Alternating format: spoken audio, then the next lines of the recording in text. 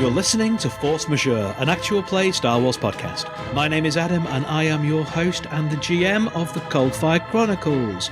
And this is the final episode of that campaign. This is our listener question and answer session. And I cannot answer all these questions by myself. Would that I could. It would be considered arrogant of me, crass, and God forbid anyone thinks that I prefer to toot my own horn when I can have others toot it for me. And thus I introduce my horn tooters, because gathered around this virtual table with me, fingers ready for the brass band buttons, I am joined by... Hi, my name is Ed Fortune, and I like to toot either a recorder or a flute if I get the opportunity, though I'm quite good with the didgeridoo. I used to play the character of Oberon Brick, aka Baron. He was a human hunter, Atari striker. His emotional weakness was cruelty, and then became alienation, and his emotional strength was justice. Hi, I'm Jiren. I play Mikey, who is a Chiss Mystic Advisor. My emotional strength is my enthusiasm, but my emotional weakness is my recklessness. I like the kazoo. It is the purest of all musical instruments. And the swanny whistle. No, I don't like the razzle dazzle, the swanny whistle people bring into the party. It's all show with them. I mean, buy yourself a trombone and stop deluding yourselves. Oh yeah. Hi, I'm Mim. I am a meat popsicle, and I used to play Lasser, who was a human sentinel artisan whose emotional strength was a curiosity, but whose weakness was obsession. And I am poly-instrumental. I like all instruments. Hi, I'm Ross. I played Agatha, 2018 to ... Maralian Warrior Aggressor Colossus, whose emotional strength was something, and I don't know, he can play guitar. Oh, you are so a drummer! Come on. No. Yeah, okay, percussion is definitely his thing, but also theremin. But yes, so our table chat is over. We have discussed the campaign. We have hashed out our internal questions. See, now I have this image of Pringle as essentially Star Wars' version of Prince, because he's just got the one name. It's just Pringle. And I can just see him being really talented with all instruments and just being incredibly stylish, but then just just getting on with it. Suddenly I feel really bad for not knowing whether Pringle has a second name, or maybe Pringle was his second name. It's Skywalker. Always that damn family. Pyrin Kel Kenobi. I don't suppose you mean old Prinkle Kenobi, do you? No, I don't. Oh, okay. Ah, dear. So, on to the listener questions. And the first few have come from Shakespeare, and they have come in via email. Not the famous bard, I presume, unless he also listens to the show from all those centuries ago, in which case, forsooth. It's coming via Ouija board. Yeah. So, the first question is, about how much experience does each player have? So I generally award about 5 XP per episode with bonuses for milestones, but unlike some of the other shows, where they spend them after each recording session, I only let my players spend them in chunks at appropriate narrative stopping points. So, the last time they got a chance to spend any of their XP was at the end of episode 22, and they were on 330 awarded XP. So that's what they went into the final act of Chapter 3 with. At this point, they would be on about 400, I think, factoring in those episodes and like the end of story bonus and end of campaign bonus. But obviously that's irrelevant at this point because they weren't when they faced 10th Brother. But yeah. I am going to spend it though. Yeah, they're on 330 at the point they went to that. See, the other way to answer that question is how much experience do you have, as in how long have you been playing tabletop games? And I don't want to answer that question because then I have to remember how old I am. Yeah, yeah, it's been a while. Playing since essentially high school, since comprehensive school. So, like, pretty much my entire adult life plus a few years. I started in primary school. I have been playing role-playing games since longer than my current boss has been alive, which is a whole mood. I've been tabletopping for 34 years this year. Wow. About the same. Ross, you and me are the babies. We're the innocents of the group. Because I did my first tabletop roleplay at university about 2008, 2009. But then I didn't do it for a long time because I became a filthy LARPer instead. And it was like, well, I could roll dice for it, or I could go and hit someone with a big rubber stick. So I only properly started about 2015. I don't want to date how old I am and how long it's been, but my first D&D character, their class was elf. I did some RPGing in secondary school, and then I quit and did lots of tabletop miniatures and things instead for a bit. And then I got back into it when someone said, "Do you want to record it while you're doing it so everyone can see exactly how badly you can do this?" Oh, I thought you were still playing before that point. Weren't you in Monster Hearts games and that sort of stuff about the same time? I've done a handful of things, but yeah, it's been very occasional and been with one shots. And then there was a campaign. This was new. This is a bit new. Yeah, so this has been your first proper campaign in a long time then? Yeah. Cool. It's gone all right. I quite enjoyed it. And I suppose that there is a follow-up question, which is, for those who like system as much as story, do we post our characters anywhere so we can follow along? Not yet, really. We probably should. We have a website at forcemajeurepod.com. There is character pages on there. There is. For our characters, but we've not uploaded the PDFs yet. At some point when I have brain to do so, I will. We did share on Patreon the basic one-page characters for at the end of the first season. We did, yes, but that was a while ago, that was. Yeah. Our Patreon's great, by the way. There's tons of cool free stuff on that. Not free, obviously you pay for it. That's why it's been a Patreon. There's tons of stuff on that, starting at $1 a month. Patreon.com/forcemajeurepod. New releases every fortnight of stuff, usually outtakes and adverts and that sort of thing. I'm going to follow up on this one. So, given that our characters survived, spoilers, and that we could have had another 80 XP to spend, and that our characters could be available as NPCs in somebody else's campaign, would we feel okay with our character sheets going online or spending that XP so other people could play our characters? Yeah, you go for it. I just want to say that if anyone wants to go and play Lassa, that's fine. But if you turn her into a happy-go-lucky person who wears a lot of pink, I will hunt you down. She will. That's fair, yeah. I don't think Baron's terribly original. I don't think Oberon's terribly original. But yeah, go for your life. But yeah, I'll get those character sheets up on the website in due course. There's some tweaks I want to do at the website as well and just polish it up a little bit. I've got some ideas, but what I lack is time. Hallelujah. Next question. These are all from Shakespeare for the moment. We're doing them in batches. Have you noticed if the game experience has changed as you leveled? Do you feel more powerful, and does that make the game experience better, or have you reached so powerful you're bored with the challenges? No. Definitely not bored with the challenges. I mean, the force system definitely offers you a lot of potential for gaining abilities to do things, and it does take a while to earn all the extra talents and everything to go with it. Generally, I think when I've gone for XP, I've probably looked at force powers to go into. The trait system's not... It's thrown a number of good things at me, but I don't think I've explored it to its fullest potential. It's also quite easy to get the basic rung of a force power, whereas getting the base rung on a new specialization costs a lot more points. So there's no skill in the game that will make Oberon's father love Oberon. Oh. Yes, there is. It's called influence. Yeah, no, I could do that. I could do that for you. Also, we have a mind control chip now. But my general point is the kind of the actual story is fun. It's nice to have options, and it's nice to have stuff that will make you look more fly when you're doing combat stuff. But it's all cool, and the powers are cool. But yeah. Also, in the last episode, we all nearly died. So yeah, It's not. Yep. I'm not feeling particularly laissez-faire about anything, to be honest. On a personal note, it doesn't matter what my skills are. My dice will hate me.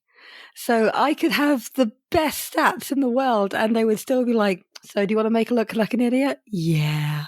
Also, it's a roleplay game, so wherever you put your skills or stats, there's still going to be moments or challenges which you are just not suited for, which is why whenever Lassa ends up in a violent or a physically intimidating situation where fighting is what's really needed, she's going to be at a bit of a loss because that's not what she's for. I hit peak power when I became a ship, but that took a lot out of me, and it was a really great moment for the character. But I think she's accepted that she's got some power, and as a player, it's great to have her be able to do more interesting things. But no, there's still a lot more she could do and a lot more that she could learn, and my dice could get a lot better to be able to do more epic things. She's always going to find a challenge, even if it's just a challenge of finding out who our friends are and what to do with them as a family. I mean, the best epic failure there was when you accidentally launched Oberon into space. And I spent an advantage not to help him, but to save face, because that's what Lassa was like back then. And even to this day, she'd still she doesn't like showing weakness to people. And that was like, yeah, this is completely a normal accident that anyone could have done. Definitely not my fault. Okay, next question. My table and I have been playing Space Opera for about 5 years and find we need to keep changing the game system or the characters to restart, otherwise you end up having all the things and not feeling resource limited. Have you noticed any desire as the GM or as players to restart or reset? That's why I ran a limited run campaign. I knew that this was going to be a 3-act story with a definitive endpoint. And also it's why I kept them largely resource-starved the entire way through. I wanted them to feel the pressure of that. But that's why I ran it as a limited arc thingamabob, because, as I think I mentioned in the previous episode, I struggle to run long-running campaigns generally. I get too distracted if I don't have an endpoint in mind, so that was never going to be an issue for Coldfire. It was never going to come up. When I'm running other games, then yeah, but also there's so many fun game systems out there that I don't get a chance to play. These days, outside of the show, like I don't tend to run the same system anymore for long, extended periods of time because there are other more fun game systems out there that I want to try. And I find myself, I prefer these days kind of shorter, punchier arcs rather than long running campaigns. So yeah, Adam, I've got fate dice gathering dust that can be used for nothing else. Because they are unique dice I had to go and buy, and I bought a set I liked because that's what we do, and they just sat there going, you're never going to use me again, are you? A, I also have loads of fake dice gathering dust. B, I ran that for quite a while. You know, it wasn't one and done. That was about 18 months. Oh yeah, fair enough. Weekly. That's longer than other games I've run. Yeah, fair enough. Everything just feels short in comparison to this. I've almost finished running for, like, outside this group, an Icewind Dale campaign, which seems to have ran for almost 2 years now. That was me going, I'll give our current DM a break. And he's really appreciating that I'm giving him a break, and is currently doing a doctorate, so it's going to be a while. And then one of my other groups, which were kind of battered from backwards and forwards to games, we're now doing Icewind Dale. So I'm like, oh, right, okay, I'm never going to not be running Icewind Dale, but that's fine because it's a it's campaign style. Some groups just kind of need to return to that comfy shoes kind of thing. And that works. And that works for those groups. My Monday nights group would go insane if I did that to them. And we hop from story point to story point to story point. And that's the wild improvisation game that I'm currently running. And I'm desperate to run a system that's not Dungeons and Dragons, which, we'll get to that in a moment at some point. I get very attached to characters, and their development becomes very organic. I like to think so anyway. Tell me if I'm just talking out of my posterior here, but because I come from the LARP and an impro background, I really like to see things develop organically. I've done a considerable period of LARP as well, and I like games where I can get into a character's skin. I just don't get to play in them. Oh. I don't get to play in games, in campaigns, where I can be the same character for long. The only one that I've been in that's ran on like that for a long time is my friend Stuart's 13th Age game, and that's been on an indefinite hiatus because of COVID. Like, I don't get to play games where I can play a character to see that development. So that's another reason why I don't run games like that anymore, because I'd rather run an arc and people get to the end of that story with that character than it die a death and that character's story is never resolved. Is that why you got slightly attached to Prinkle and Pyjack as well? I mean, a little bit. Not so attached that you weren't going to kill him. Or for that matter, the crew of the Foolhardy Gambit. Or Pyjack. Well, like the crew of the Foolhardy Gambit, they were never going to be anything more than they were. There was a chance they could have died on the stopover. I didn't really care about them. Pyjack was a story device, not a character for me. I mean, he was a character. I knew what was going on with him, but he was never a character that I intended to get invested in, because what he was a narrative device for you. Prinkle started off like that, and then through playing him over the campaign, and then even more so in Prinkle's Excellent Adventure. Yeah, no, Prinkle I got attached to. I did get attached to. But by the same token, Prinkle was going to die from the moment he was introduced. You planned to hedge with him, and we weren't having any of it. Well, he wasn't supposed to come with us, was he? So, As soon as he came with you, he was going to die in the final act because that's what the story needed. Yeah. He was Chekhov's death. No, I think I realised when the Foolhardy Gambit crew were removed that, okay, Prinkle possibly could have died at that point but wasn't going to. And then Prinkle actually jumping and specifically saving Agatha didn't see coming at all. To be fair, I really loved that because I got the impression that Prinkle always had a real soft spot for Agatha, possibly because he saw that Agatha was slightly quieter, less confident about giving opinions, maybe felt a bit out of the loop at times. He felt very protective of Agatha for basically those reasons. He was very worried about him. That's why I gave him the nightlight. Yeah. One of my favourite Terry Pratchett books is The Truth. mm-hmm. And I kept going back to the scene with William de Word where he's got all these friends who are vampires and dwarves and all the rest of it. And the realization that William has, it's like, people are different, if you see what I mean. And Prinkle was like that touchstone for Oberon, or the kind of like, you would never be my friend. You would never, in 100 years across the galaxy, there is no way that had Oberon lived his life the way that he did before he went to jail, that he would have a friend like Prinkle. Do you know what was amazing? Prinkle became a hero of the rebellion and a valued sidekick and a deeply valued friend, purely because in every situation he tried to do what he thought was the right thing, but never with violence. Never with violence. It was always just helping, absolutely brilliant helpfulness. And he became a hero and he got a medal, and that's the best thing. We're all out there going, well, we're going to have to fight this and deal with this. And he's like, I'm a hero of the rebellion, and I got that by just going, okay. I mean, you say never with violence. He knows how to point a broom at. Yeah. Especially when someone's in the kitchen who shouldn't be. They call him the cleaner. I just wanted to play the Buffy the Vampire Slayer episode, The Zeppo, where there's something going on in the background and then there's just Xander being run around, just falling into situations where he saves stuff. That's what we wanted to play. I wanted to play with Prinkle. I wanted Prinkle just to be saving the universe in the background and then never really mentioning it. He's just done this thing. It just seemed like a nice fit for Prinkle, being very humble and yeah, I've done this. It's fine. I've now added him to a whole, like, I don't know if anyone else has seen Tag and Bink or Dead, which is like basically a comedy comic strip from the Star Wars universe, where they just bimble through all these stories and like kind of just turn up as comedy foils. Are you saying it's Star Wars, Rosencrantz and Guildenstern? It's exactly Star Wars, Rosencrantz and Guildenstern, deliberately so. But yeah, I can see Prinkle being exactly the same sort of like that sort of a character. Waiting for Prinkle. That's what I want to see.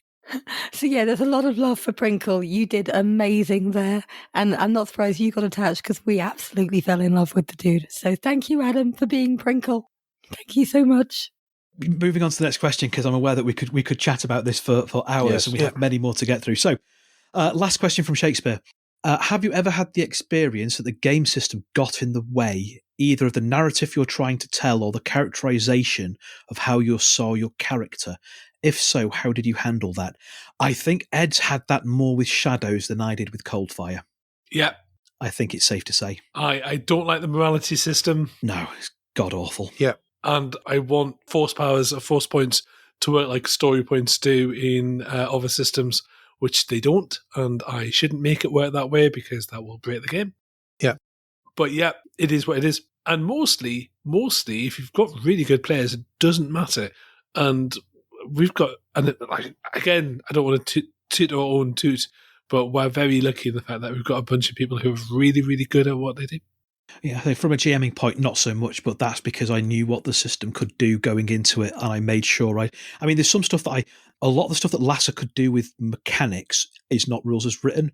You fudged it for me because I love you.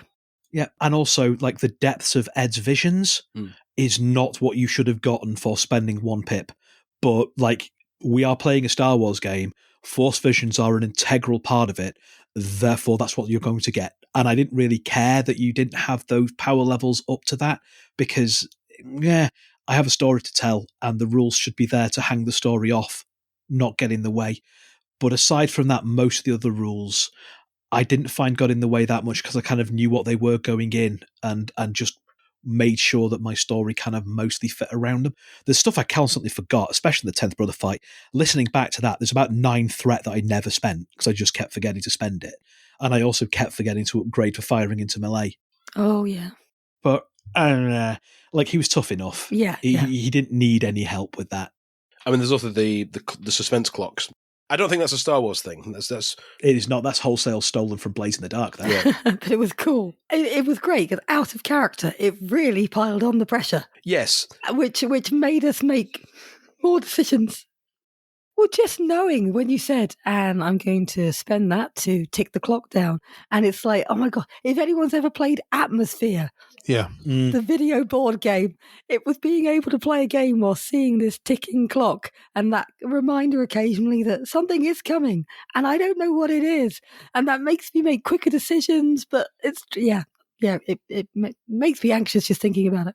So the next lot of questions we've got are from ACJ via Discord. AC has submitted a considerable number of questions, but a lot of them are quickfire, so we'll come back to AC's questions in the quickfire round. In the interim, what would happen if the crew from the Coldfire Chronicles met the crew from Shadows of the Jedi? Friends, enemies, frenemies, and which crew would win in a fight? Oh my God. I mean, in terms of who would win in a fight, if they were at comparative XP levels, I think it's probably Shadows. Yeah. Yeah, well, they're all fighters in Shadow. No, correct. 3 of them are fighters. The Doc isn't. 3 of them are fighters, and of those fighters, one of them is Roy, who is not hampered by starting off with less skills and having to spend power and force points. Or morality. And so can sink and so can sink everything into murdering you with my built-in massive cannon. Yeah. Kay can actually use his lightsaber and shoot really well. And also we have a much better ship. I think Kay and Oberon would get on. I think they would. Because they've got similar Imperial, try to do better backgrounds. I think Tychus and Lasser would probably get on to an extent. Once they got through the gruffness, the fact that they're both like obsessive techies. Yeah, that would be cool. But she would be looking at Roy. I'm like, oh, can I just dismantle this? I'd like to see this. And you would be there going, you can't dismantle my friend. Because she doesn't have a massive respect for droids like that. So that would be a point of contention. That'd be a conflict point. Yeah, it'd be interesting. Yeah. Braca would be desperate to point 10th brother at anyone else. And possibly also mine him for information because Braca is obsessed with that sort of thing. I think everybody would probably get on with Jiren because everybody gets on with Jiren. But they wouldn't respect him. Whether they want to or Yeah, not. mostly. Oh, you would be an awful influence on Roy. Yeah, Roy and Jiren would be a terrible double act. Oh, yeah. Yeah, we would be a terrible double act. And we would ruin campaigns, I think, the two of us. Sorry, I have this image of Prinkle at the Bloody Kiss. And because that is literally a dive bar, he would be horrified. But then get on really well with the bar staff. He would clean that place so good. He's going to clean up the town. Sand everywhere, sand. Interestingly, I think Kay would hate Jiren. Yeah. Because he's everything he hates. He's just not that sort of person. Just, the guy has it so easy. And Kay's like, I have to struggle to get where I am. He would turn on the angst and it wouldn't work very well. I just realised because of the age difference between Lasser and Tychus, she'd probably get on better with your parents. Yeah, almost certainly. Yeah. I think the interesting one actually would be Kay and Oberon, given they're both from high Imperial backgrounds. Yeah. I mean, admittedly, Kay's not a noble, but he's the child of officers who's been through the academy. Oh, you would sit and share a very expensive drink, I imagine, and drink it slowly. In the corner, in the shadows. Yeah. There's Emo Corner over there. Just wave. There'd be a moment with Baron sitting in the pilot seat and Kay going, no, you've got to move. No, you've just got to move. Oh my gosh. If they were in the same universe, do you think you would recognize him as a brick? Because the bricks are in the news when they do something socially, it is mentioned. When they get married, it's the kind of thing people know about. So would you know him? I mean, Kay's father's part of the secret police. I imagine so. Yes. All right, here's a question. Would you have dobbed him in? That's an English phrase to me. Got him into trouble, grassed him up, Definitely not, because Kay is a wanted criminal in the Empire as well. Yeah. So we're establishing that the 3-issue miniseries starts with a fight, then something else happens, then there's a team up where Oberon's clearly the gunner, obviously, in that ship. Yeah. And it's hilarious and probably has another character from the Star Wars canon. Let's say Jar Jar Binks, because we can always put him in an airlock. And then there we go. And on the final page, the Doc walks in and goes, I was gone 5 minutes. Oh, yeah, everyone would love the Doc. He'd be so nice. I think the only way we'd win against the Shadows lot is by flying straight into their ship as hard as we can. Yeah, with the Gambit. Yeah, with the Gambit, yeah. Just as an aside, I saw that episode of not the Mandalorian, the Book of Boba Fett, but let's be honest, where they have a Naboo fighter, and I was like, I immediately messaged Adam, and I was just like, dude. It's the Lassa analog building the... She stole my character concept. When she popped up, it's like, oh my God, they've taken Lassa and combined her with the hair from Aliens. So it's like, okay, fair enough. We're going to go for a Sigourney Weaver hairdo and my attitude. Okay, I can go with that. Right, next question. Also from AC, how hard, if at all, did the PCs try to either fall to the dark or stay in the light? How much was it on your mind through the seasons? Not at all. Right until the end, I wanted to be in that nice balance because we were not good guys or bad guys. But when poor little Stormtrooper got vaporized, I needed to fall to the dark side. That was already decided. That was something I wanted to happen. I think really it was only you, Ed, that was really front and centre and open about it the whole way through. I used it as a way to navigate the character for story points and cues to basically see what happens and to make those choices. And also, in certain cases, I had a rule of going, this is the correct thing to do. Not doing that then. Because that's part of the fun of going, cruelty. Because cruelty is so much, it's a pain, but it's so much fun to go, yeah, no, he chooses violence again, even though he doesn't want to. It's not ambiguous. It's not like, curiosity and obsession. Well, virtue and vice is a fine line. Cruelty. There's no positive cruelty. So, yeah. But it leans into justice because it's like, I'm doing the right thing by torturing you. No, you're not. You monster. Yeah, but you can enough. see where that comes. You can see that mindset that has been handed to them. So it's like, yeah, it was fun to do. I liked playing the light and darkness. The morality rule set, not so much, but the light and darkness side, yeah, it was great fun. I like the fact that my dice rolls managed to keep me from doing anything, because Lassa's always seen the Jedi as being stupid people of one type and Sith stupid people of another. So it didn't really matter about that light and dark thing that they all clung to. Bad people are bad people.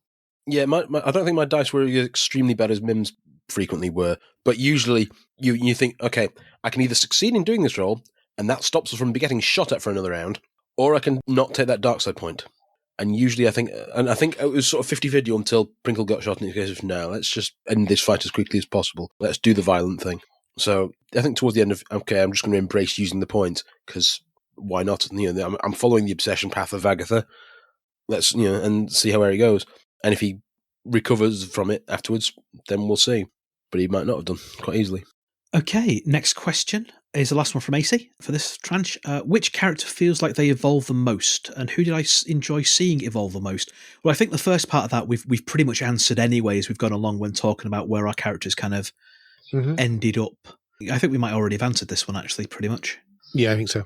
Obviously, by falling to the dark side, that's a massive evolution for Jaren, but purely on a character roleplay beat, it's got to be Oberon. You've changed massively. Yeah, I'd agree with that. Who did I enjoy seeing evolve the most? Again, I think Oberon, to be honest. I liked it. I think because it was the most dramatic. I really liked how by the end, Lassa had accepted people. I thought that was a nice kind of subtle evolution. But in terms of the overt story, I suppose in terms of giving me sticks to beat the party with, it was Oberon's evolution over the course of these 3 seasons. It gave me a lot of toys to play with to push the story on, and I quite like that. As an interesting aside, me and Mikey sat down in a restaurant a fair few times actually, and we worked out what we as observers would want to see as a defining moment and an end goal for each character. So what needed to happen for each character. So I can't remember what they all were, but I remember for Agatha, we were like, he has to come up against something he cannot beat alone and accept help from the group to learn to work as a team. And that would be his arch done. Yeah. Oberon would have to have a question where he could be horrible and win, or he could take the harder path of a noble win and actually choose not to accept a fight or not to do the violence. And that would be his change. I had to open up and ask for help from people and be vulnerable to everybody to have a family, which was great. I can't remember you, Mikey. Jiren needed to realize that he was more than this kind of zany space pirate kind of persona. You had to get serious. Yeah, needed to let his guard down to people and actually experience loss. You had to not be in control of the situation. Yeah. Which I think we all did. I think definitely for Agatha that happened. Yeah. The moment I would pick out there is near the start of the season on Alpin when he's sat with Prinkle, because there's literally nothing he can do to help, and he's already got Lasser's upset with him for reasons he's probably not fully grasped yet, but he knows emotionally he's there. Vitara is full of disdain for him, and while the others are working on, right, well, we need to plan what we're doing next, track the ship, look after Prinkle, and Agatha's going there thinking, there's nothing to be violent against. I have absolutely no purpose here at all. All I can do is sit and watch over my friend and in his hospital bed. And that's all he could do for that little bit.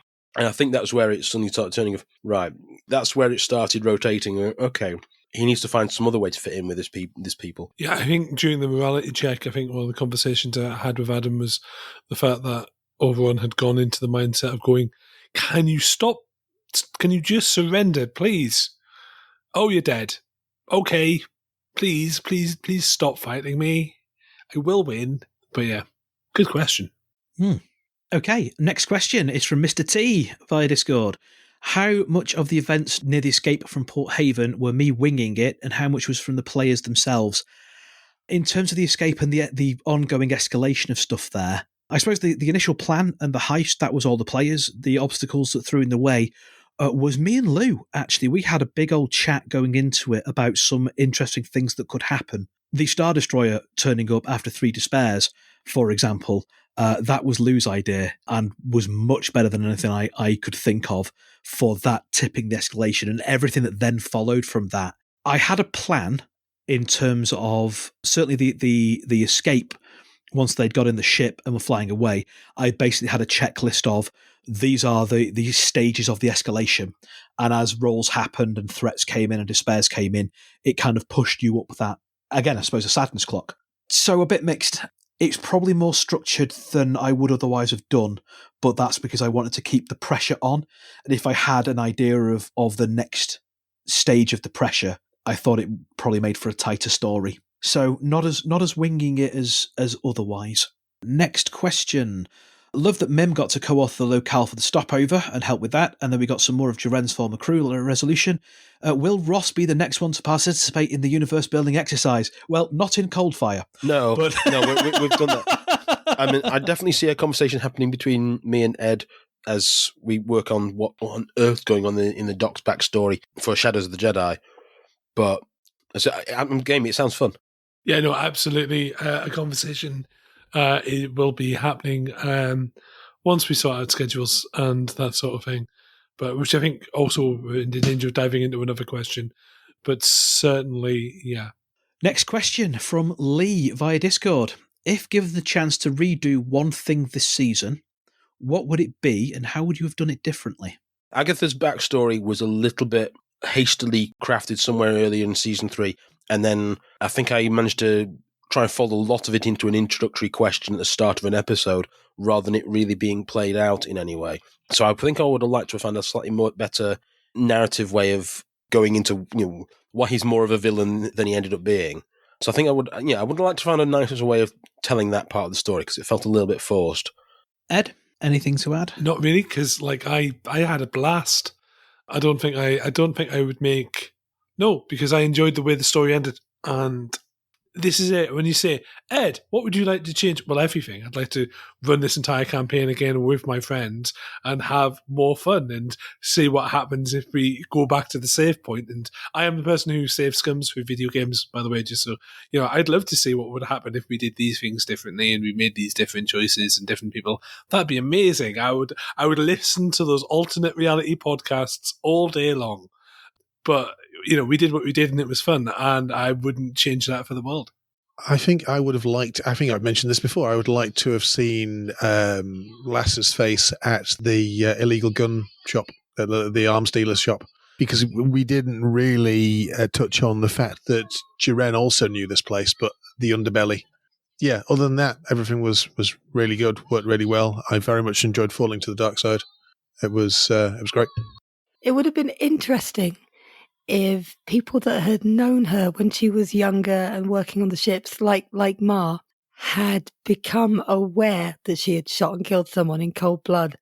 Because whereas the crew were quite supportive we won't push her too hard because we might break her, and Jiren was there going, I will subtly get her to focus on other things by giving her a puzzle and stuff like that. And that was all very lovely. I think she would have absolutely been ruined if someone like Ma hadn't just gone, you've brought danger, you're not welcome here. But you yourself, you are a bad person. You never told Prinkle. No, I couldn't have dealt with Prinkle's judgment. I couldn't. No. It was weird because she never really had to truly face it. She did a very Lassa thing of boxing it off, putting it somewhere and not letting it affect her. Because that's what she does. Yeah. I should say that bit where we talked and I gave you that puzzle to do, and I also talked to Oberon and went through all of the Baron and went through all these things, was the highlight of the season for me. I really liked coming out of that going, Jiren has gone around the crew and helped because he is now more of a captain than he's ever been. It was. I came out of that episode feeling great. Yeah, that was a good one. I think retroactively, come to think of it, I also like Agatha to have kicked Bosco in the rocks. Because he should have done, and he didn't. Thinking about it, I would have probably have liked to have, during that episode, managed to talk to yourself to Agatha. But Agatha had a lot of barriers up and was doing training and things like that, so it never really happened. So it'd be nice to have been able to have a little bit of a one-on-one with us. Yeah, that's true. Okay, moving on from Herasusi via Discord to the players. How much of your actions and reactions in the game were predetermined by the character arc you as a player envisioned or wanted to achieve? Ooh. I think, Ed, probably quite a lot, because you had a clear idea of where you wanted him to go, didn't you? And you said that right from like the season 1 table chat. You knew where you wanted to take Oberon. I sat down and basically, this is how I generally roleplay in general, is it's like, here is this character, what do they want, where are they going, and also what is most fun, if you see what I mean. Because I'm also a player who DMs a lot, I think I have that and organises laughs and this sort of thing. I have that inclination to feed the DM as much as I can. So, like, I tend to, when I'm thinking of the choices, I tend to think in those kind of things, because I just want to. There is a general rule that the more fun you put into a thing, the more fun you'll get out, and the more fun that everyone pours in, the more fun that comes out. So, I tend to think about what choices would be in this situation, what choices would be the most fun. So, like, for example, because there were NPCs and characters in that backstory that could have turned up. And in most cases, I think there would have been more fun for the rest of the party to face. Because Oberon would just be like, ah! and flap. Whilst, Agatha would just punch them. And that would be, you know what I mean? And yeah, so to answer the question, yes. You do have extreme reactions, like the heist is going wrong. Right, fake a bomb threat. What? What? He has, like, Oberon specifically has, like, nothing to compare these things to. It's like there's no like he's not centered at all. That's kind of part of the fun, and part of the fun is also him becoming centered over the course of the game as well. But yes, I'm glad it went the way it went, but it would have been interesting to see had he gone properly dark side as well. As I say, it was fun. For Agatha, the conversation he had with Larsa as we go into Port Haven was one of those I thought, right, we know we're going to have to do this because we know these two characters have got to somehow reconcile something. But beyond that, I mean, I tend to react to exactly what's going on in the moment. I didn't have a plan of where I wanted Agatha to go to. And I made that sort of part of the character as far as when he suddenly had, when he got to the stopover and it turns out people were presenting him with options of where he could go next. They sounded sufficiently alien to him that I thought, okay, let's pick up on that. He's got possibilities and he hasn't had options like that before. So I enjoyed running with that. But yeah, mostly I've been reacting to things as they've gone along. I'm trying to base it on a solid character so I know what he'll do in a given situation when it arrives, but only when it arrives, not in any way beforehand, unless it made sense at the time. So when we finished dealing with Pyjack and all the stormtroopers we could see are on the floor, which J-Ren's doing a thing where he's trying to make sure Prinkle's alive, and I'm thinking, we still haven't gone inside the ship. We don't know who else is about to jump out on us. So the first thing Agatha does is go, I'm going to go back on board the Coldfire's Mercy and see whether there's any more of them waiting for there. And Lassa's like, where are you going? We're having a moment. Just because the initiative thing's finished and the soundtrack stopped playing doesn't mean we're actually out of danger yet. I think I've mentioned a few times that I like to go with the flow of a character and just see what happens. So sometimes they end up completely out of my control. So yeah, I never really had much of a pre-planned thing. I like to discuss what the options are and theoreticals. But yeah, practically all of her responses were, even if I did start thinking, maybe this wouldn't be good radio or whatever, she tends to kick the door down and go, no, we're doing this. All right then. And I'm as surprised as you are of what happened. I just tend to just go with whatever's happening. Jiren thinks on his feet better than anything.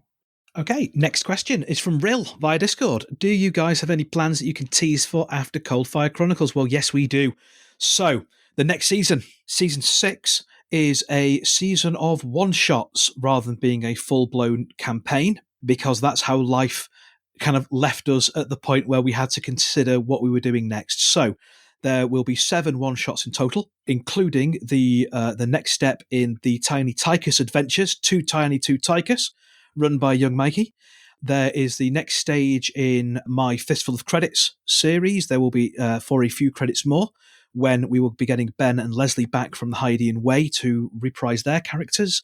Ed is running a trilogy of linked one-shots separated in time, which, as a bit of a change for us, are neither Star Wars nor the Star Wars system. It is a homebrew setting that Ed has come up with, and the first one is using the Extinction system, which is an OSR based on the Black Hack. The second one is using Scum and Villainy, which is a Forge in the Dark system, and the third one we think is Lasers and Feelings. We haven't recorded it's it yet. Lasers and Feelings, and it's a bunch of people that we've played games with before. Or I've played games with before, who are a lot of fun, and we've recorded the first 2 of those, and I think we're leaving that as a bit of a surprise. Yeah, let's just say there will be guest voices over the next season from a spectra of entertainment venues, all of which are magnificent. So yeah, you've got some real treats to come in terms of guest stars coming up. So that's the next season. We've recorded 5 of the 7. There's 1 more for me to run, and there's 1 more for Ed to run, and then that's the whole next season already recorded. I just need to sit down and find some time to edit the buggers. And for the season that comes after, well, that is a discussion we are yet to have. But yes, so the next season is a whole lot of one-shots, just a little bit of something different, really. So that's what's coming next. And of course, you can check out Dungeon Measure if you're after something different. Yes, you can indeed check out Dungeon Measure, our sister podcast, which is a fantasy one, which I also run. Season 1 is complete and is out. Season 2, we are in the process of recording. I don't know when that's going to be released, but what will happen, as with Season 1, when we have recorded it all and I've edited it all, it will come out on weekly release in one kind of big burst. I have 5 seasons of Dungeon Measure planned out. It's just getting round to schedule and record, then edit the buggers. Again, editing's the main problem we're having at the moment, editing and scheduling. We have the ideas, what we lack is the time. But there we are. Check out Dungeon Measure, which can be found as Dungeon Measure wherever you get your podcast. It's also linked on through the Force Majeure socials, because it's just easier than running 2 socials for the same basic cast. Next question is from A-Master via Discord, and I suppose this links into the one we've answered by Lee. Are there any storylines you regret not following? Any White Rabbits you let hop by that you wish you'd followed? Not for me, but I'd be interested to know a little bit more about Dougie. Old Dougie. Old Dougie, who I named him before we had a child. And there is a British TV programme called Hey Dougie about a big brown dog that runs kind of an after-school scout club kind of thing. And now I can't separate the two characters. But yeah, he was cool. It would have been nice to see a bit more of him, but at the same time, I like the fact that he was in my backstory, and she doesn't share much. So yeah, he was there in my visions. He was very important. He was clearly someone that had a real history themselves, which is brilliant. Okay. Yeah, I'm going to move on then. Okay, because I think a lot of the other ones kind of been covered in earlier questions. So, okay. These are from Whitehall via Twitter. The first one, again, I think some of this has been answered by Mim, maybe not so for everyone else. How have your characters' opinions of Prinkle changed throughout their relationship with him? Well, yeah, we already know how Lassus has. Love that Jadrovan. Oberon has learned to start thinking of other people who are not his family as actual people who have feelings. So that was actually a pretty major move for him, and Prinkle was pretty important in that. So, yeah, because that was kind of the challenge of creating that character. I really enjoyed playing Oberon. I don't want to play a character like that again. If Prinkle hadn't survived, Agatha would have been very traumatized that he'd been saved at Prinkle's hands rather than the other way around, which is why I was happy to spend a lot of dark side points after he got hit. Yeah, I mean, they've definitely got along. There's seasons of heights and depths we've got to watch yet. And now Jiren loved Prinkle from the moment he met him and still loves Prinkle because Jiren's got a lot of love, which is probably why he fell to the dark side. Okay, next question's for me, specifically from Whitehall. What was the most interesting location for me to flesh out and use? It is a toss-up, I think, between Port Haven, purely from kind of myself with some input from Lou. A lot of Hawker's backstory was and characterization was written by Lou and played very ably by her. But I really enjoyed Port Haven and some of the shenanigans I got up to there and some of the stuff that never really came up. There was a lot of stuff on Port Haven, depending on what the party did, that I could have pulled out to highlight that. I also loved building the stopover with Mim and with Mikey. I had a lot of fun building that, and I intend to return to the stopover. Oh, I'd love that. Yeah, I definitely intend to return that. I haven't decided yet at what point in the narrative, where in the timeline I return, or if I return multiple times and that becomes almost like a touchstone for later one-shots going forward. I need to have a think about that, but I definitely want to go back to the stopover. I really enjoyed it. And I can't go back to Port Haven because it's been destroyed by Baron's family. Yeah. Thanks, Ed. I'm glad we didn't go to the wall because mostly it was a gag, but also it would have derailed the story completely. Yeah, like there was a lot of stuff that we built when having our one-to-ones that never came up, but helped inform responses and the wider world, I think. Like I imagined the wall is where Oberon's family are based out of, and I imagine that might crop up in some of the adverts going forward where we do the little news reports, that sort of stuff. Oh my God, Oberon, you were just another brick in the wall? Seriously? Yep. 4 years. 4 years that's taken. Oh, God. And me being a Pink Floyd fan, good gods, man. Like listeners, you cannot see how smug Ed is looking right now, but it is very So disappointed. It's a good job that we're recording like from other ends of England, other ends of Great Britain, in fact, at the moment, for his own safety, because I think Mim would have swung. I'm a naturally smug-looking person as well, so that's quite impressive. But now we know the truth of why you moved to Scotland. And the last one from Whitehall, did I create any locations or plot lines that the players didn't take? Locations, no. Locations didn't exist until the players needed them, or until I took them there. Like I knew they were going to go to Lanico and encounter the Cost of the Baron because I needed to move them out of Port Haven. I knew they were going to go to Port Haven because it was cool. Alpin, I knew I wanted to end in a Force Temple on a world like that, and it wasn't very fleshed out in Star Wars canon at the time I wrote it, so it seemed ideal. Everywhere else kind of didn't exist until it needed to exist, so I follow the lazy GM style of prep, which is I only prep the minimum of what I need to run a game, so there's no point in me building a whole beautiful location full of interesting NPCs if the players are never going to get there, because that's time and effort I could have spent on building somewhere they will go. And I tend to wing an awful lot of my stuff like that, so no, not really. In terms of plot lines, again, no. There were some plot line ideas I had, but then the story overtook them and rerouted them into far more interesting ways. So originally, for example, the whole Foolhardy Gambit stuff was going to happen on Port Haven, and it was going to be a lot more Bosco and the crew arrive there, and then there's a whole kind of... It was, and then they were going to get captured and captured by the Gambit, who was subcontracted to Oberon's family working for the Empire and blah, blah, blah. And it just wasn't as much fun as what ended up happening, so I binned it.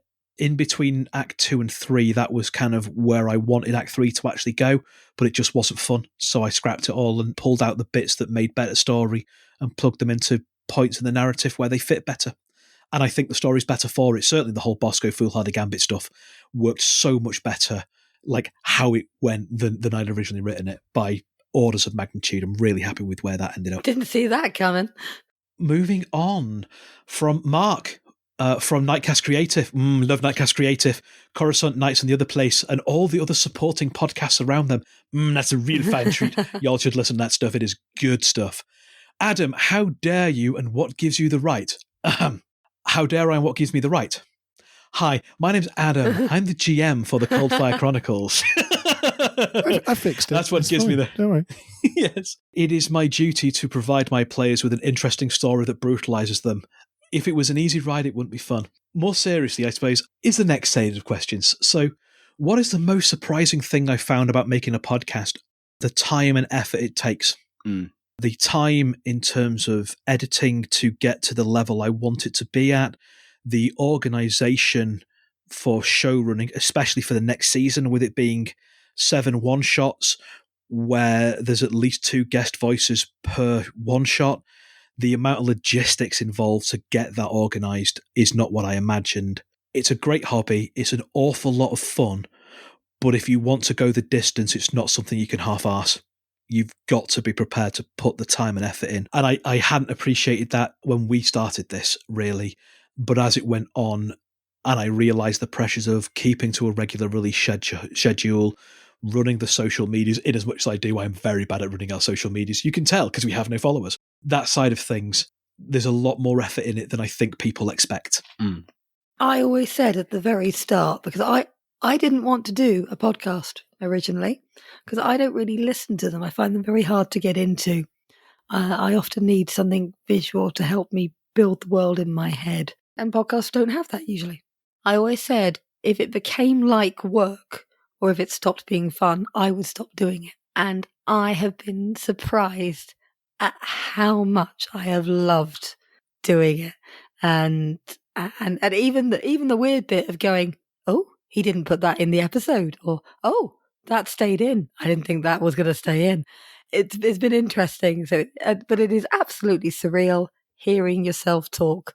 And what's weirder is hearing someone else laughing because they're listening to stuff that you guys have done. And you're like, wait a second, I can hear Adam, but he's not here. What's going on? Yeah, it's been weird. It's cool.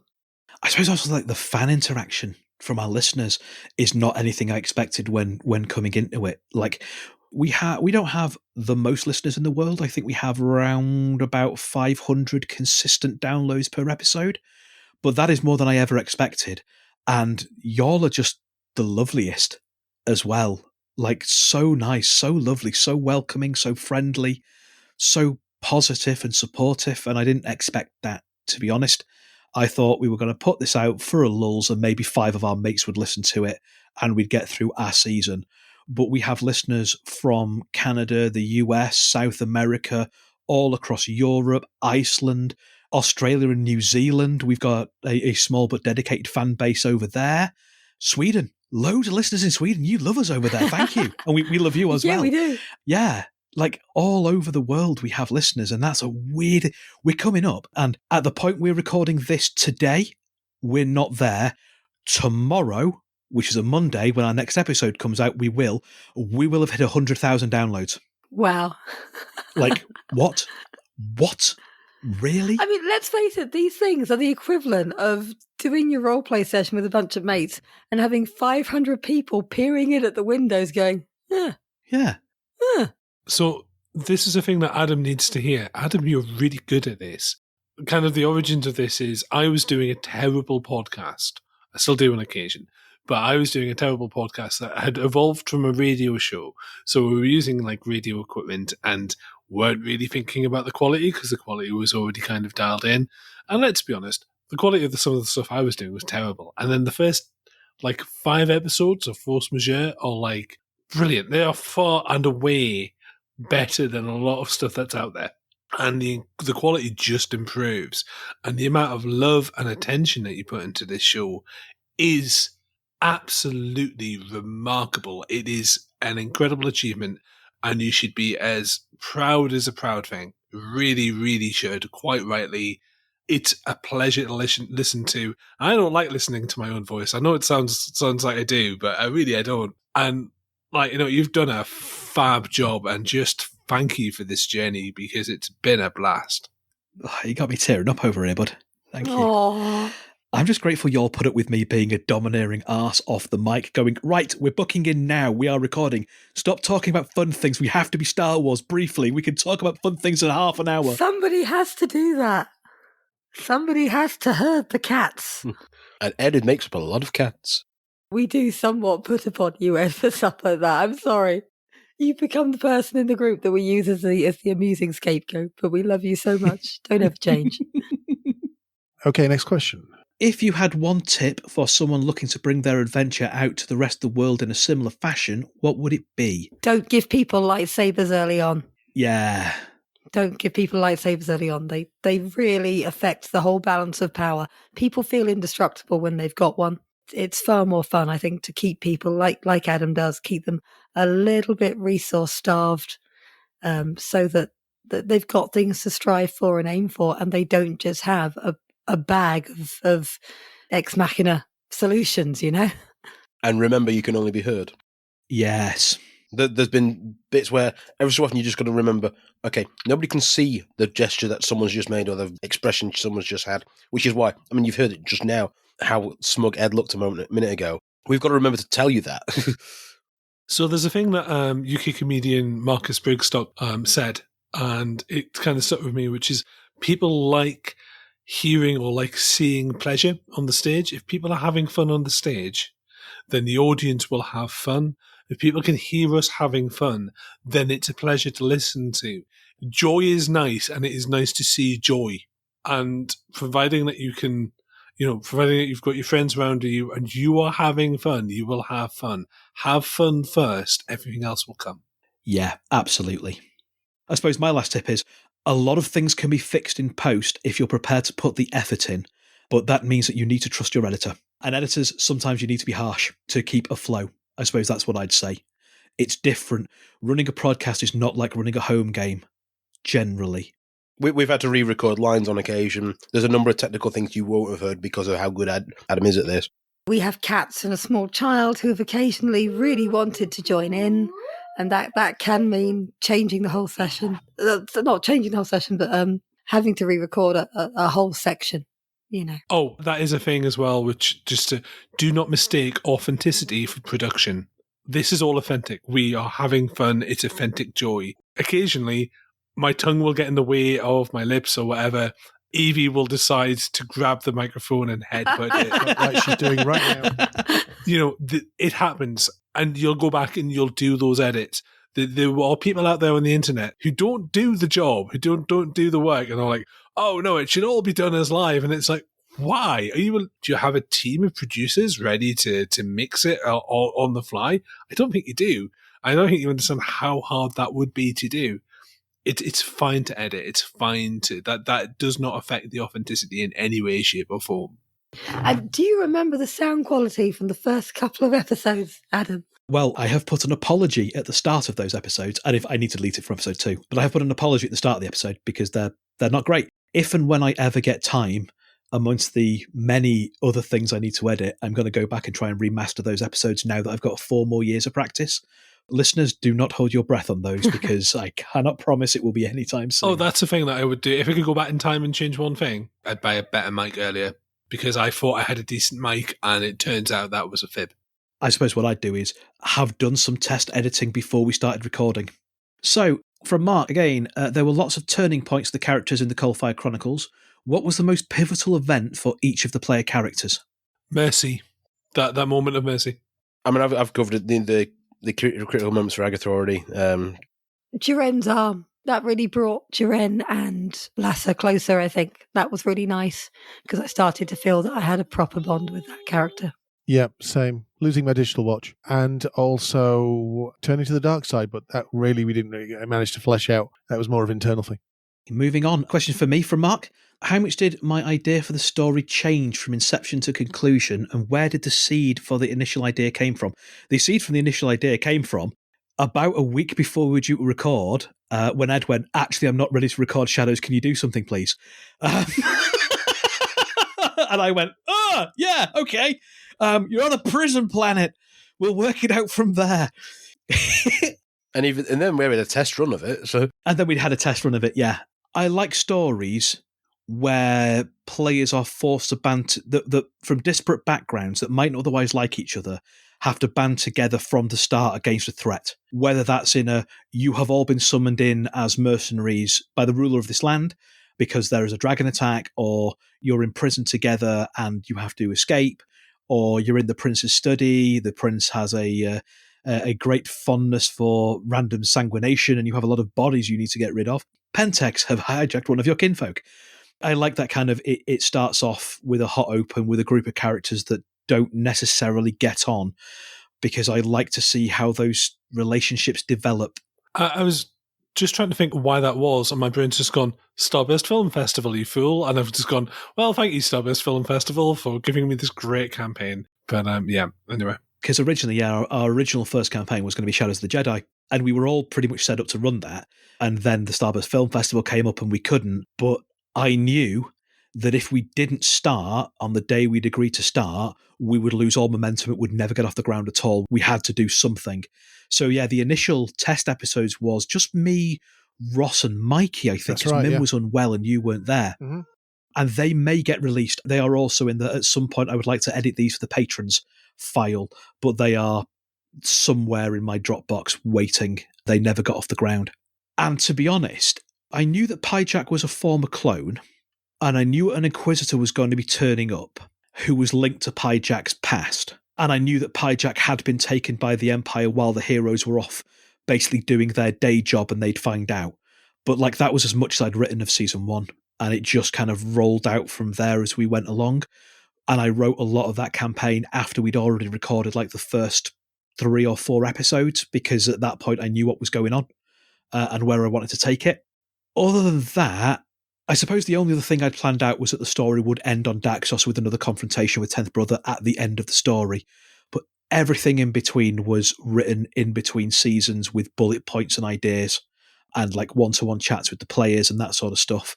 I had the start and I had the end, and the middle was very, very nebulous. And as I mentioned earlier on, some of my original story beats that I'd planned for Chapter 3 never came to fruition because better ideas came along.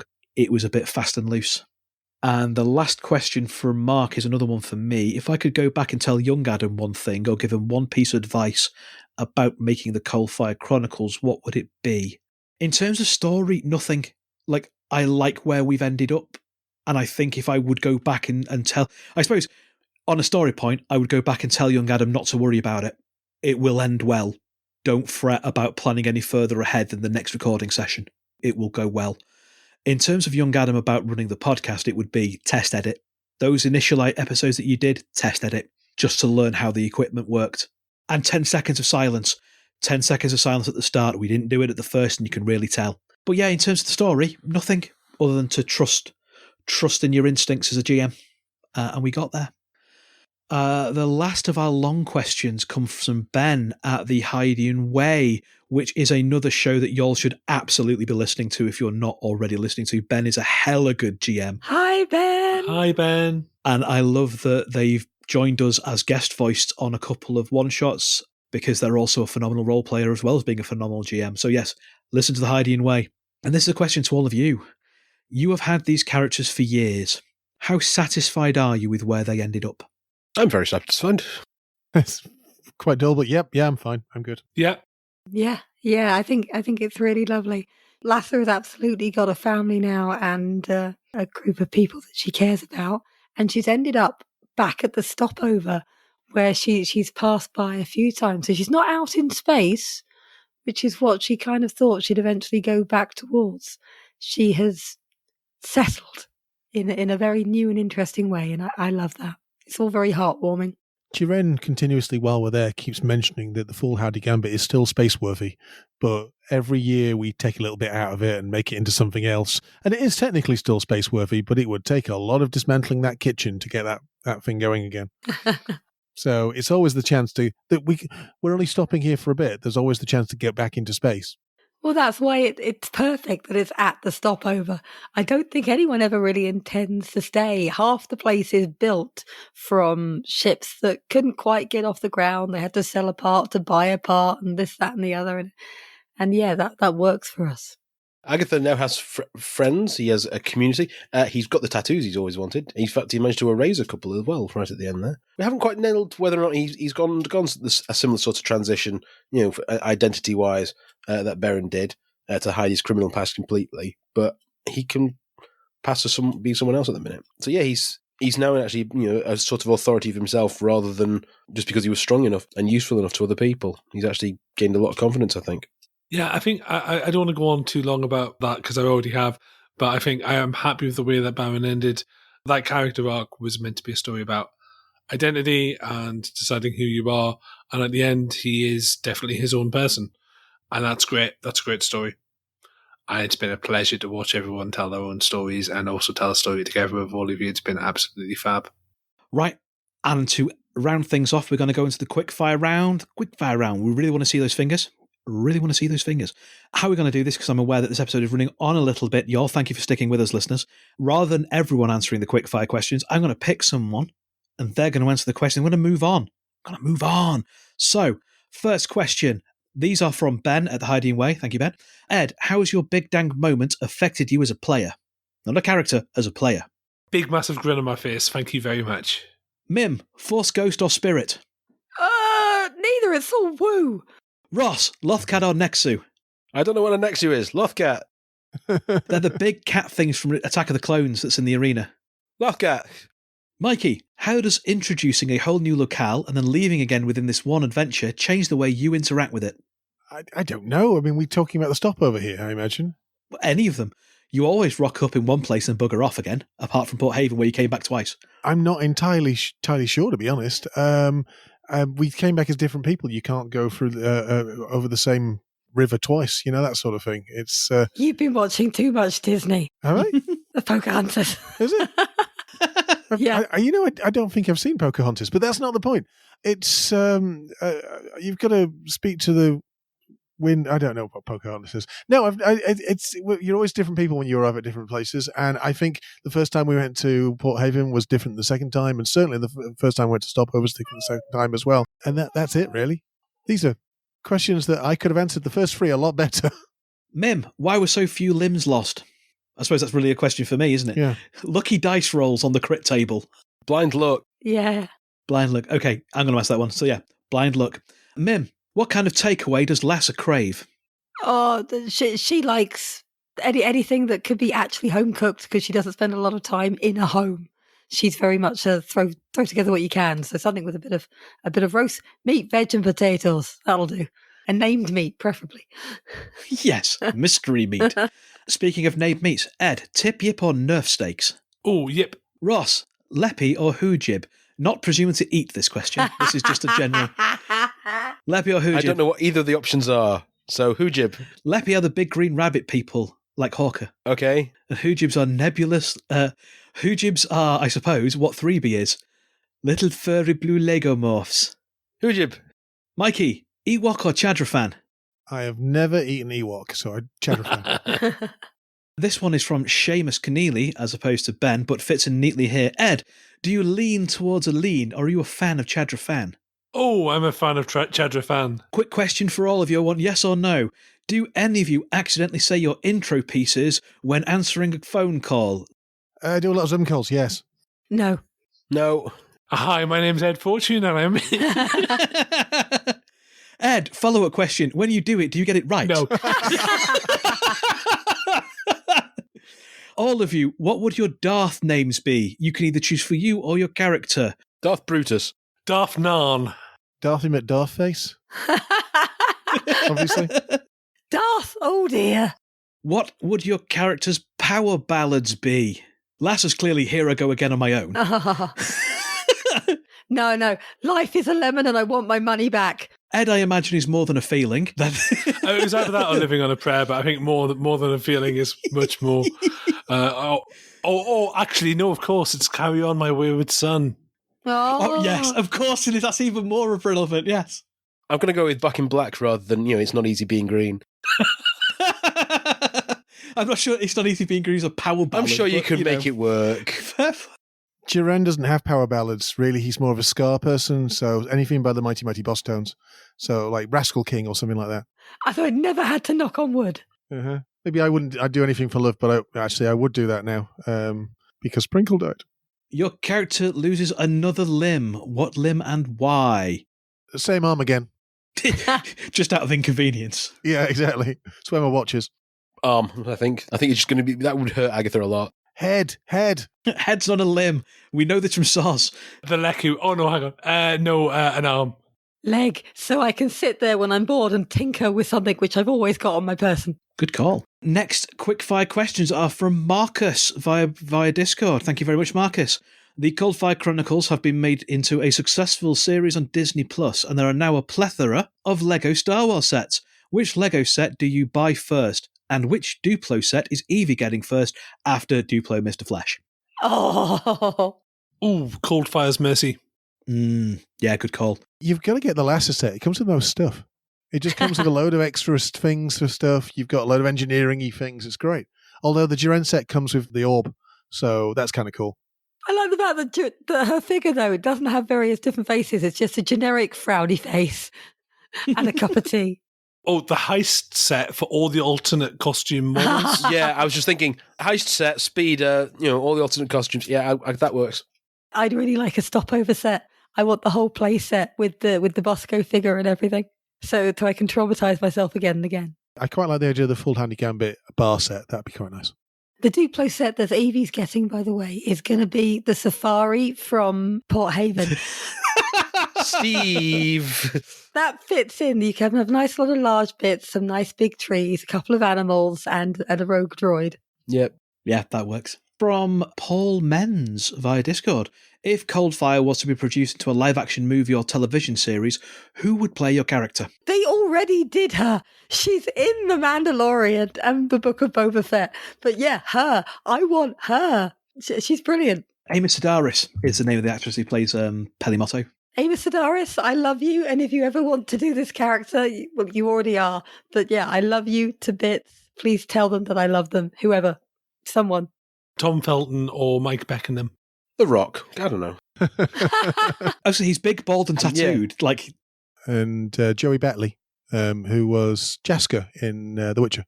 Yeah, I can see that. He's a proper Geordie boy as well. We get him off camera. He's a proper Geordie boy. From ACJ, once again via Discord. What job would your character have if they lived on Earth in this era? Mobster. The same as he has been all along. If I can answer this so yeah, mobster for Agatha, barkeeping raconteur for Jiren, mechanic for Lasser, and Ed wouldn't need a job. He's from the royal family. Yeah. He would be a patron of charities. Or a Conservative MP. Yeah, definitely. The only thing I would say different is Jiren is quite clearly a kids' TV presenter, but yeah, I can see that one. How would your character react to the trolley problem? Agatha wouldn't pull the lever. I think he'd just leave it there. It's not his issue. Does it depend for Agatha which side of the tracks Lasser's strapped to? Lasser would stop the trolley with her mind by breaking the tracks. But otherwise she would, taking this as a serious person that studied philosophy, she would take the lesser of the evils and change the track to kill one person, thereby accepting the responsibility of that moral action. It really depends on whether I knew anybody on the tracks. If I knew nobody, the one person would go. If any of my team were the one person and there were four nobodies, I'd kill the four nobodies, because that's what Jiren's all about. He's all about his family. Oberon would try and shoot the trolley. And then get a despair, then a Star Destroyer would turn up. And what cybernetic enhancements would each character want if given the choice? I'm going to add that caveat, because as you will now have heard, having heard the epilogue, some of us have cybernetic enhancements that we didn't particularly want. So by choice, any cybernetics that your character would want? No, to be honest. He's quite happy with his arm, because the alternative is not having his arm, but he never really wanted to go into getting any sort of cybernetics. He quite likes himself, doesn't really want to improve. Yeah, I think Agatha's generally quite proud of having all of his own strength, so I don't think he'd want any enhancements. Yeah, no, Baron wouldn't want anything. No, I'm sitting here going, it would be kind of helpful maybe to be able to have a magnifying lens on one eye. But Lasser's all about the old school, getting your hands dirty and delving in and getting it all done yourself. So no, even things that would be useful to a mechanic. No, she likes doing it herself. So our very last question in the quickfire is from Mr. T. What are your top 3 biscuits from Biscuit Baron?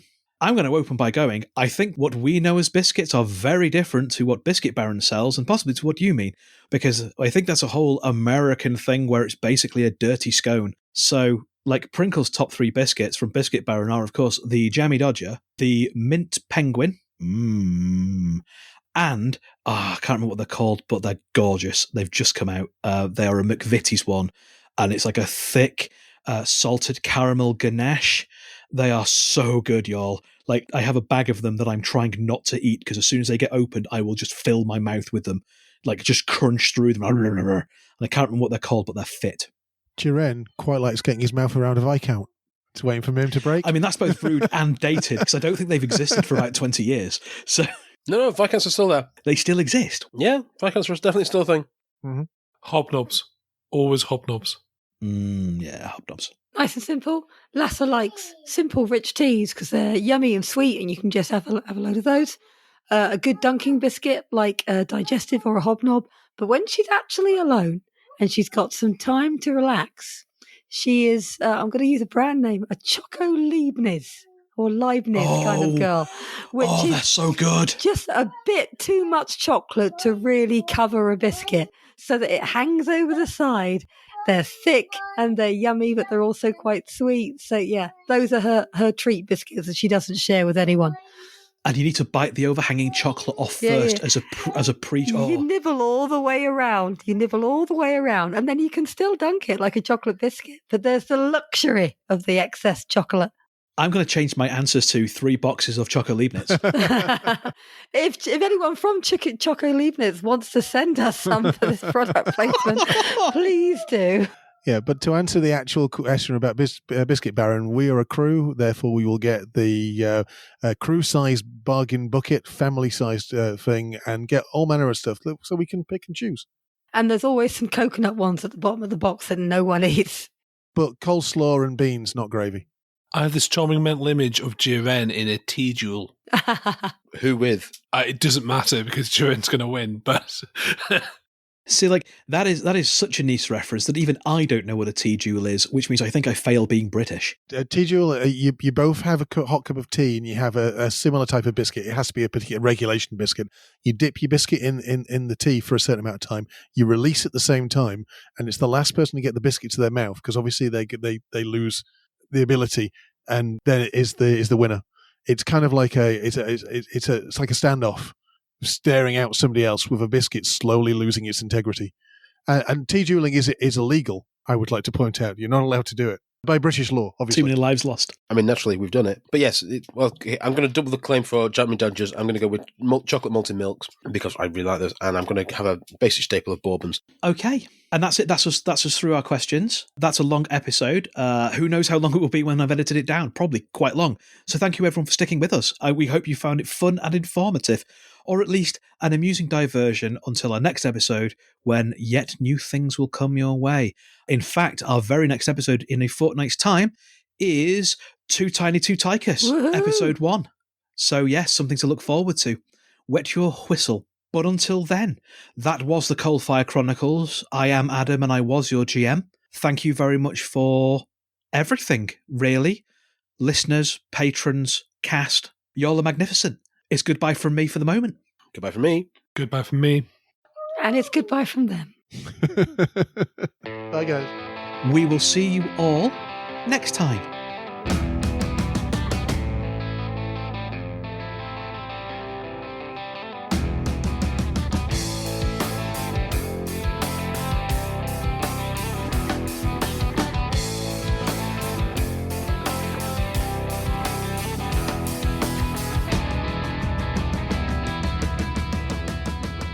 Force Majeure is played using the Star Wars Force and Destiny game system by Fantasy Flight Games and Lucas Books.